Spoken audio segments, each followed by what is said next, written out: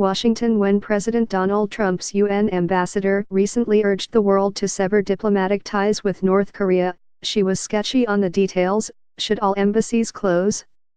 How about those providing the U.S. intelligence from the largely inscrutable country? And what of Sweden, which helps with imprisoned Americans? Nikki Haley's recent call to action underscores the challenge for the United States as it tries to advance a non-military strategy for resolving the nuclear standoff with North Korea. Isolating the reclusive, totalitarian state has been a central component of the U.S. plan, even though Washington says it remains open to talks. Like international economic penalties, the Trump administration believes the diplomatic isolation serves two purposes. It's designed to punish North Korean leader Kim Jong-un for developing an atomic arsenal of bombs and intercontinental missiles that potentially could deliver nuclear warheads anywhere in the United States.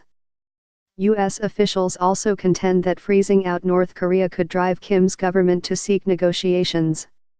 "We do know they care a lot about their international reputation," said Mark Ticola, a former No. 2 at the U.S. Embassy in South Korea. Trump's team has chalked up some successes in narrowing the North's diplomatic reach. Mexico, Peru, Italy, Spain, and Kuwait have expelled North Korean ambassadors from their countries. Haley said Portugal and the United Arab Emirates have suspended diplomatic relations. Others have cut trade and security ties. But North Korea isn't and won't be completely isolated. Last month, China, whose once close relationship with North Korea has been strained by its adoption of tough UN sanctions, sent its highest-level envoy to Pyongyang in 2 years. North Korea also recently welcomed a Russian parliamentary delegation, in a sign of increasing contacts between the former Cold War partners. And the North just hosted the most senior UN official to visit in years, Jeffrey Feltman, the Undersecretary General for Political Affairs.